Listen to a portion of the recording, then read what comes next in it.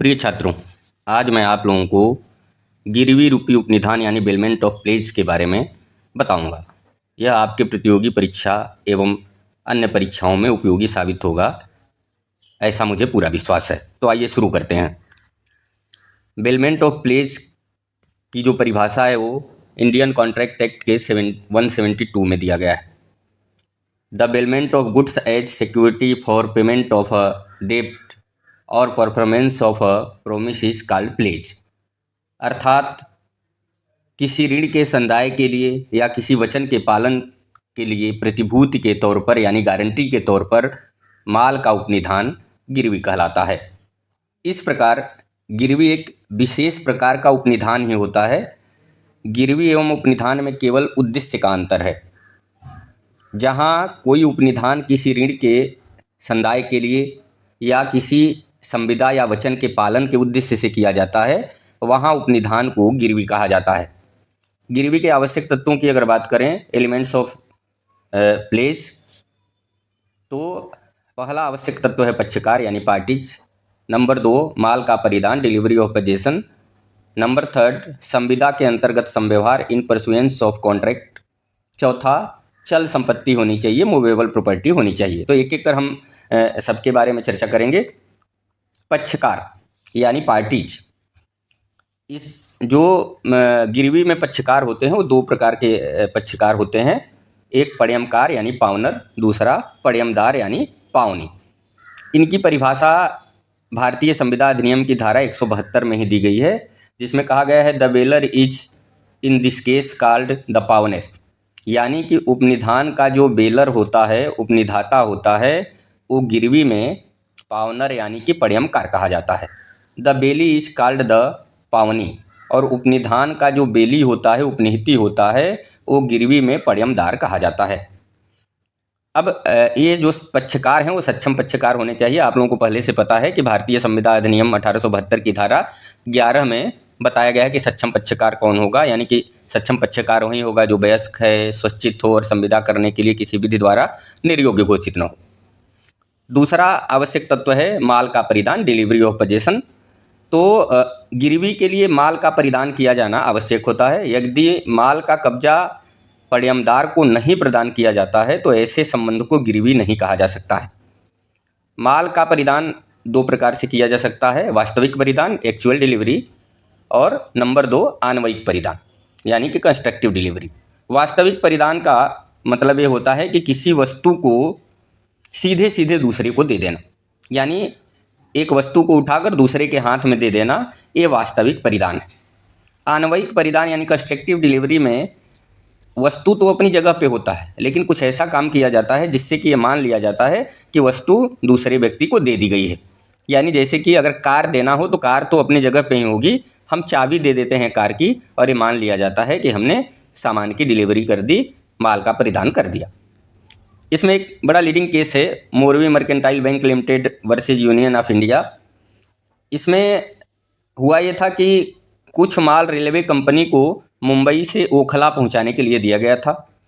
माल भेजने वाले ने रेलवे से जो प्राप्त बिल्टी थी, बिल्टी मतलब एक टिकट ही होता है, जब हम रेलवे में पार्सल करते हैं तो हमें एक टिकट दी जाती है, उसी को बिल्टी कहा जाता है। तो रेलवे से जो प्राप्त बिल्टी थी उसको बैंक को दे दिया और बैंक से 20,000 रुपये उधार ले ली। ये गिरवी हो गया कि उसने अपने सामान के टिकट को बैंक के पास रखा और 20,000 रुपये उधार ले लिया। जो सामान भेजा जा रहा था उसकी कीमत 35,000 थी, जो कि रेलवे से चोरी हो गई, रास्ते में ही रेलवे से चोरी हो गई।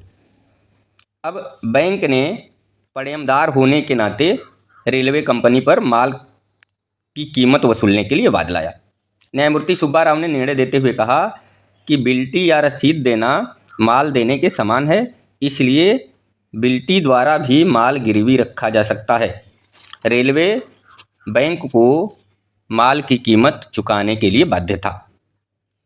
अगला जो पॉइंट है, आवश्यक तत्व है संविदा के अंतर्गत संव्यवहार इन परसुएंस ऑफ कॉन्ट्रैक्ट। यानी गिरवी के लिए जरूरी है कि माल का परिधान गिरवी की संविदा के अंतर्गत किया गया हो। यह जरूरी नहीं है कि माल देना एवं ऋण देना दोनों साथ साथ हुआ हो। ये हो सकता है कि पहले माल दे दिया गया हो, बाद में ऋण दिया गया हो, या पहले ऋण दे दिया गया हो, बाद में माल दिया गया। जैसे हम लोग सोने का चेन लेके सुनार के पास जाते हैं और सुनार से कहते हैं कि तुम मुझे पैसे दे दो और ये हमारे सोने का चेन अपने पास रख के रहो, जब हम तुम्हें पैसे वापस करेंगे तब तुम मुझे सोने का चेन वापस कर देना, यही गिरवी। तो इसमें संविदा का होना जरूरी है। और एक बात और ध्यान रखने वाली है कि जहाँ संविदा नहीं किया गया है और वस्तु दिया जाता है तो वहाँ वो संबंध गिरवी नहीं होता है। जैसे हम अपने नौकर को कोई सामान यूज करने के लिए दे देते हैं, फिर वो जब काम पूरा हो जाता है हमें वापस दे देता है। या जैसे हमारे घर रिश्तेदार आते हैं, हम उनको पहनने के लिए स्लीपर दे देते हैं, कपड़े दे देते हैं, जब रिश्तेदार जाने लगते हैं हमें वापस दे देते हैं। तो क्या ये गिरवी होगा? नहीं, ये गिरवी नहीं होगा, क्योंकि इसमें संविदा नहीं किया जाता है। तो इसमें एक बड़ा लीडिंग प्लेस है ब्लोडेन लीफ बनाम एलेनबर्ग। इसमें हुआ ये था कि जेवर सुनार को दिया गया था और उससे पूछा गया कि तुम इस पर कितना ऋण दे सकते हो। ऋण देने वाले ने कहा कि हम बताएंगे तुमको कुछ दिन बाद, तुम बाद में आना। और उसके बताने के पहले ही सुनार ने उसे 1000 पाउंड में दूसरे को गिरवी कर दिया। जब वो आदमी आया, पूछा कितना तुम दोगे हमारे गहने पे, तो उसने कहा हम तुम्हें 500 का ऋण देंगे। अब उसने 500 का ऋण उस व्यक्ति को दे दिया जिसका गहना था, और सुनार ने गहने को किसी और व्यक्ति को 1000 ऋण के बदले गिरवी दे दी।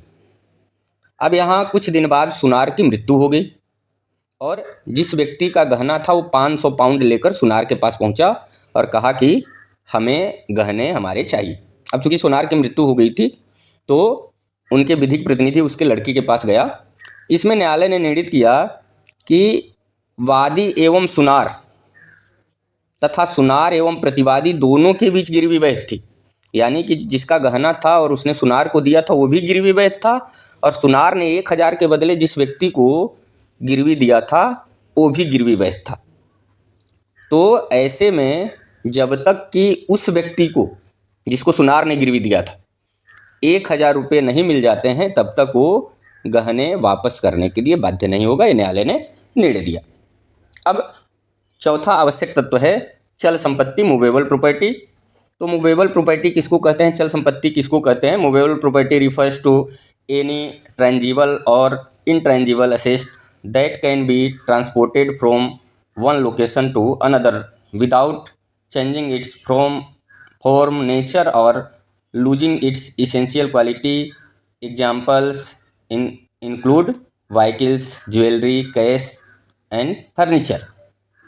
तो एक चीज़ ध्यान रखने वाली बात है कि चल संपत्ति में वो सभी चीज़ें शामिल हैं जिन्हें एक स्थान से दूसरे स्थान तक ले जाया जा सकता है और बिना उसके क्वालिटी में गिरावट के उसे दूसरे स्थान तक किसी भी तरीके से पहुंचाया जा सकता है। जैसे कि मोटर गाड़ी हो गया, फर्नीचर हो गए, या ऐसे सामान जो एक दूसरे को उठा कर भी दिए जा सकते हैं, तो वो सभी चल संपत्ति है। चल संपत्ति की ही गिरवी की जा सकती है, अचल संपत्ति की गिरवी नहीं होती है। अचल संपत्ति अगर पैसे के बदले में कुछ सालों के लिए या कुछ समय के लिए दिया जाता है तो उसे बंधक कहा जाता है, मोर्टेज कहा जाता है। संपत्ति अंतरण अधिनियम अगर आप लोग पढ़ेंगे तो उसमें इसकी जानकारी मिलेगी।